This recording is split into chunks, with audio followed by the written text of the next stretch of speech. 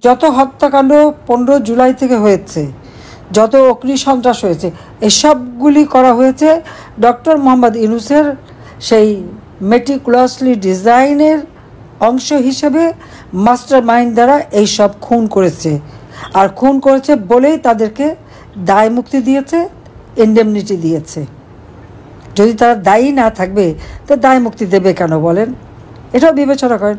কিন্তু মামলা দিয়েছে কাদের বিরুদ্ধে? সব আওয়ামী লীগের নেতাকর্মী, তাদের বিরুদ্ধে। এবং আমার বিরুদ্ধে তো হত্যা মামলা আছেই। হত্যা মামলা এতই সস্তা, আপনারা দেখলেন যে একজন রিক্সাওয়ালা, গরিব রিক্সাওয়ালা, 15ই আগস্ট সে গিয়েছিল 32 নম্বরে একটু ফুল কিনে।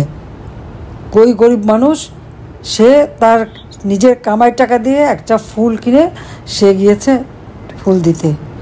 তাকে মেরে তার ফুলটা ছিঁড়ে ফেলে দিয়ে তাকে পুলিশের সোপর্দ করেছে। পুলিশ নিয়ে তাকে হত্যা ষড়যন্ত্রকারী হিসেবে মামলা করে জেলে পুরে দিয়েছিল। কাজে এই হত্যা মামলার যে কি মেরিট, সেটা তো এর থেকেই বুঝতে পারেন। জনগণ তো এখান থেকে তাদের বোঝা উচিত যে যাকে ইচ্ছা তাকে, সবার বিরুদ্ধে হত্যা মামলা। চিফ জাস্টিস ছিলেন সাবেক চিফ জাস্টিস খায়রুল হক সাহেব, তাকে হাত করা পরিয়ে তার বিরুদ্ধে হত্যা মামলা। আর আওয়ামী লীগের সকল নেতাকর্মী, প্রায় 5-6 লাখ নেতাকর্মীর বিরুদ্ধে মামলা, অধিকাংশই সব হত্যা মামলা। হত্যা বা বিস্ফোরক এই মামলা আছেই। তারপর আবার সাথে সাথে দুর্নীতির মামলা। আমরা দুর্নীতি করতে যাব কেন? দেশটা তো আমাদের। দেশের কল্যাণে কাজ করেছি, প্রত্যেকটা মানুষের জীবনমান উন্নতি করেছি, নিজের ভাগ্য করতে তো যাইনি। হ্যাঁ, আমাদের উপরে দুর্নীতির অভিযোগ, ওয়ার্ল্ড ব্যাংকও তো অভিযোগ এনেছিল। আমি, আমার পরিবার, জয়, পুতুল, রেহানা, তাদের বাচ্চারা সবার বিরুদ্ধে তো কই তদন্ত করেছে। কানাডা ফেডারেল কোর্টে মামলা করেছিল, সব এই মামলার রায়ে স্পষ্ট বলেছে সমস্ত অভিযোগ ভুয়া। আমরা জাতির পিতা বঙ্গবন্ধু শেখ মুজিবের কন্যা, আমরা সেই পরিবার। আমরা এখানে দুর্নীতি করতে আসিনি, আমরা জনগণের কল্যাণ করতে ভাগ্য পরিবর্তন করেছি, সেটাই সম্ভব। কিন্তু আজকে ইউনূস সে ক্ষমতায় কী করছে? আওয়ামী লীগের নেতা কর্মী, তাদের আত্মীয়, পরিবার পরিজন, কাউকে বাদ দিচ্ছে না। সবার বিরুদ্ধে মামলা। মানে হয়রানি করার একটা সীমা থাকে। আজকে বঙ্গবন্ধুর নাম নেওয়া যাবে না, আওয়ামী লীগ নিষিদ্ধ। আওয়ামী লীগের নিবন্ধন বাতিল করে দেয়। কত বড় দুঃসাহস! আরে আওয়ামী লীগ না থাকলে তো দেশ স্বাধীনই হতো না। আর স্বাধীন দেশ না পেলে ইউনূস সাহেব আজকে অবৈধভাবে হোক যেভাবে ক্ষমতায় বসে তো বেশ মজা করে খাচ্ছেন, ক্ষমতা ভোগ করছেন। দেশের মানুষের জন্য কিছু না করলেও নিজের জন্য করেছে।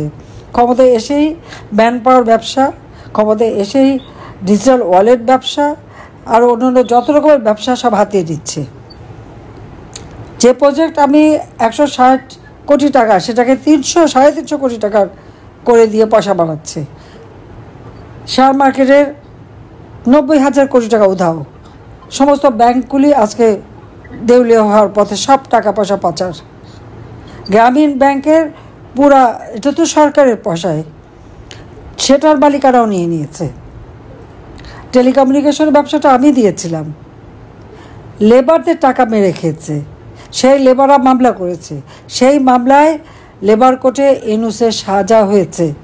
ইউনূস কিন্তু লেবার কোর্টে সাজাপ্রাপ্ত, দণ্ডপ্রাপ্ত আসামি।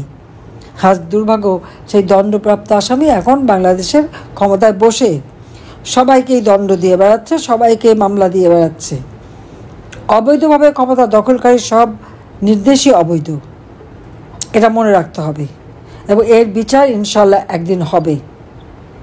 আজকে একদম স্পষ্ট কথা, আওয়ামী লীগের অগণিত নেতাকর্মী, তাদেরকে গ্রেপ্তার শুধু না, যারা মুক্তিযোদ্ধা সিনিয়র নেতারা, তাদের হাতে হাত করা পরিয়ে পরিয়ে নিয়ে যায়।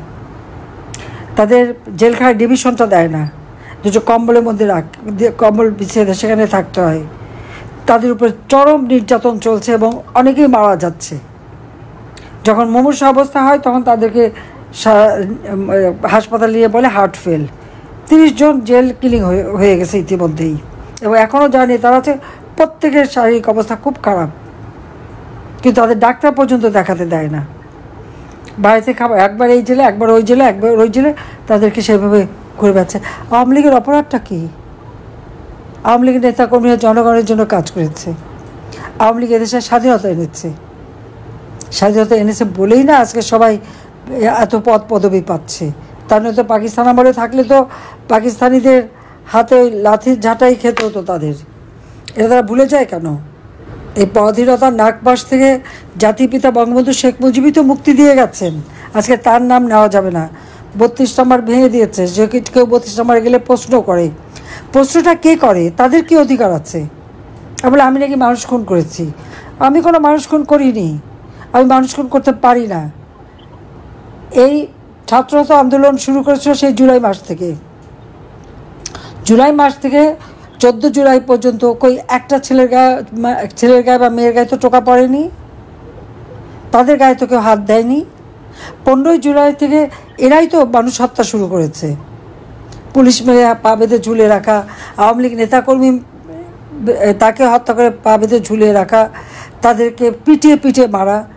এবং সেই জুলাই 15 থেকে এ পর্যন্ত কত শত লোক মারা গেছে, তার অধিকাংশই আওয়ামী লীগ বা স্বাধীনতা মুক্তিযোদ্ধা। যুদ্ধ অপরাধী তাদেরকে ছেড়ে দেয়, তাদের গলায় ফুলের মালা ওঠে। আর আমার যারা মুক্তিযোদ্ধা তাদের গলায় জুতো মালা দিয়ে অপমান করে। যারা নিজের জীবনের সব কিছু ত্যাগ করে স্বাধীনতা এনে দিল, আজকে তাদেরকে নিয়ে অপমান করা হয়। আর কত, গোপালগঞ্জে তো রীতিমতো গণহত্যা চালিয়েছে। সরাসরি হুকুম দিয়েছে গুলি করো, গুলি করে মারো, মেরে তার ওই সমন্বয়কদের উদ্ধার করো। কই আমি তো এরকম কোনো অর্ডার কাউকে দেইনি। তাহলে বিচার কার হওয়া উচিত? এই হত্যাকাণ্ডের জন্য বিচার তো ইউনূসের হওয়া উচিত। তার মেটিকুলাস ডিজাইন, যে কথা সে একটা ক্লিন্টন ফাউন্ডেশনের মিটিংয়ে বসে খুশি মনে বলে, যে মেটিকুলাস ডিজাইন করে এই আন্দোলন মাস্টার মাইন্ড দ্বারা ঘটিয়ে, অর্থাৎ এই হত্যাকাণ্ড ঘটিয়ে শেখ হাসিনাকে ক্ষমতা থেকে হটাতে পেরেছে এবং সে ক্ষমতা দখল করতে পেরেছে। খুব গর্ব, নিজে আবার হাততালি দেয় আর তার মাস্টার মাইন্ডকে পরিচয় করিয়ে দেয়। সেদিনই তো বোঝা গেছে যে এই হত্যাকাণ্ডের সঙ্গে ইউনূস সরাসরি জড়িত এবং তার ওই সমন্বয় মাস্টার মাইন্ড তারা জড়িত। বিচার তাদের হবে, হত্যার বিচার।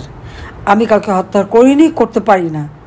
আমার নিজের বাবা মা ভাইদের যারা হত্যা করেছে তাদের তো আমি সাধারণ আইনে বিচার করেছি, ইনডেমনিটি অর্ডিন্যান্স বাতিল করে দিয়ে তাদের বিচার করেছি, যুদ্ধ অপরাধীদের বিচার করেছি, যারা 30 লক্ষ শহীদ হত্যা করেছে, যারা পাকিস্তান হানাদার বাহিনীর দোষর ছিল, যারা আমার লক্ষ লক্ষ মা বোনদেরকে পাকিস্তানি হানাদার বাহিনীর হাতে তুলে দিয়েছে, দিনের পর দিন তাদের উপর পাশবিক অত্যাচার হয়েছে, তাদের বিচার করেছি। প্রায় 3 কোটি ঘর বাড়ি জ্বালিয়ে পুড়িয়ে দিয়েছে, তাদের বিচার করেছি। বিচার করতেই হবে তো, এটা সারা বিশ্বে হয় এই বিচার। আজকে সেই কোর্টেই আবার আমাদের বিচার। 73 সালে যে আইন হয়েছিল আইসিটির, সেটা আবার তারা এক্সিকিউটিভ পাওয়ার দিয়ে সংশোধন করেছে। সেটা সংশোধন হয় না, সম্পূর্ণ ইললিগাল। আজকে যে আদালত তারা স্থাপন করেছে, সেখানে চেয়ারম্যান থেকে শুরু করে চিফ প্রসিকিউটর, তারা কারা? তারা তো যখন আমরা যুদ্ধাপরাধীদের বিচার করি তাদের ডিফেন্সে ছিল, তাহলে তারা কী করে এখানে চিফ প্রসিকিউটর হতে পারে বা চেয়ারম্যান হতে পারে? সম্পূর্ণ অবৈধভাবে, শুধুমাত্র গায়ের জোর দেখিয়ে, ওই সন্ত্রাসী জঙ্গিদের জোর দেখেই ইউনূস এই অপকর্ম করে যাচ্ছে। কাজে আমার কথা একটা স্পষ্ট, আমরা ইতিমধ্যে 21 দফা কর্মসূচি দিয়েছি। গণতন্ত্র প্রতিষ্ঠা করতে হবে। জনগণের ভোটের অধিকার কেড়ে নিয়ে ক্ষমতায় বসেছে ইউনূস। জনগণের ভোটের অধিকার জনগণের হাতে ফিরিয়ে দিতে হবে। যত বন্দী আছে সকলকে মুক্তি দিতে হবে। আওয়ামী লীগের নেতাকর্মী যাদেরকে মিথ্যা মামলা, 14 দলের নেতাকর্মী, সাংস্কৃতিক কর্মী, সাংবাদিক, আইনজীবী, সবাইকে যাদেরকে গ্রেপ্তার করে মিথ্যা মামলা দিয়ে হয়রানি করছে, তাদেরকে মুক্তি দিতে হবে। আর যাদেরকে হত্যা করেছে তারাই আসলে শহীদ। এই হত্যাকাণ্ড যারা ঘটিয়েছে তাদের বিচার করতে হবে। এবং দেশের মানুষ আজকে হাহাকার, প্রত্যেকটা জিনিসের দাম বেড়ে গেছে, মানুষের আয় রোজগার নেই, মাথার ঘাম পায়ে ফেলে দিনমজুর, রিক্সাওয়ালা, সাধারণ মানুষ যার কামাকে তা দিয়ে একবেলা খাবার জোটাতে পারে না। কাজে তাদের ভাগ্য পরিবর্তনের জন্যই তো আমরা গণতন্ত্র অব্যাহত রেখেছিলাম। বাংলাদেশের ইতিহাসে 2009 সাল থেকে 2024 সালের 5ই আগস্ট পর্যন্ত গণতান্ত্রিক ধারা অব্যাহত ছিল। আর্থসামাজিক উন্নতি হয়েছে দেশের। আর এখন দেশ সম্পূর্ণভাবে অর্থনৈতিকভাবে পর্যুদস্ত, ধ্বংস হয়ে গেছে। যেখানে আমি 5 কোটি মানুষকে নিম্নবিত্ত থেকে মধ্যবিত্তে উন্নীত করেছিলাম, আজকে আবার তারা নিম্নবিত্তে চলে যাচ্ছে। যেখানে অতি দরিদ্রের হার 25.1 ছিল, আমি 5 ভাগই নামিয়ে নিয়েছিলাম এবং বিনামূল্যে ঘর দিয়ে তাদেরকে জীবন জীবিকার ব্যবস্থা করে দিয়েছিলাম। আজকে আবার সেই অতি দরিদ্রের হার 10 ভাগের উপরে হয়ে গেছে। দারিদ্রের হার যেটা 41 ভাগ ছিল, আমি 18 ভাগে নামিয়ে এনেছিলাম, সেটা আবার প্রায় 25-30 ভাগে চলে গেছে।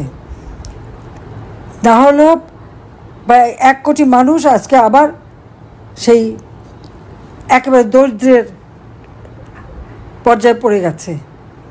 4 লক্ষ ছেলে মেয়ে লেখাপড়া করতে পারে না, পরীক্ষা দিতে পারে না, তাদের পড়াশোনার শিক্ষা অঙ্গনের সম্পূর্ণ অরাজকতা। তো এই অবস্থা থেকে দেশকে মুক্ত করার জন্য স্বাধীনতা বিশ্বাসী গণতান্ত্রিক শক্তি সবাইকে ঐক্যবদ্ধ হতে হবে এবং প্রবাসে যারা আছেন আমি বলবো আপনারা স্ব দেশে সেখানকার গণতান্ত্রিক সরকার তাদের কাছে বাংলাদেশের এই চিত্র তুলে ধরে সেখানে তাদের এটা দেখাতে হবে যে আজকে আমরা যে গণতন্ত্র প্রতিষ্ঠা করেছিলাম, গণতন্ত্রের মাধ্যমে আমরা যে অর্থনৈতিক, রাজনৈতিক, অর্থনৈতিক, সামাজিক, সাংস্কৃতিক উন্নতি দেশে করেছিলাম, আজকে সব কিছু ভুলণ্ঠিত হয়ে গেছে। বাংলাদেশের মানুষ মনে হয় যেন একটা বড় কারাগারে বন্দি। নারীরা ঘর থেকে বেরোতে পারে না, তাদের জীবনে কোনো নিরাপত্তা নাই, কারো জীবনের নিরাপত্তা নাই। এই অবস্থার অবসান ঘটাতেই হবে। তার জন্য সকলকে ঐক্যবদ্ধ হতে হবে, সোচ্চার হতে হবে এবং ইউনূসকে পদত্যাগ করতে হবে, একটা নিরপেক্ষ সরকার করে তার অধীনে নির্বাচন দিতে হবে। যদিও আমি এখনও প্রধানমন্ত্রী, তবুও আমি বলবো জনগণ নির্বাচন চায়, হ্যাঁ নির্বাচন দিতে হবে, একটা কেয়ারটেকার গভর্নমেন্ট আলাদাভাবে তৈরি করে ইউনূসের অধীনে না। ওই ক্ষমতা দখলকারী, ক্ষমতা চুরি করা এই লোকের কাছে না, ডাকাতি করেছে এই ডাকাতের কাছে না। তো সবাই ভালো থাকেন, সুস্থ থাকেন আর দেশের মানুষের পাশে দাঁড়ান এবং আমাদের প্রবাসীরা যথেষ্ট সহযোগিতা করছে, সবাইকে আমার আন্তরিক ধন্যবাদ জানাচ্ছি। খোদা হাফিজ।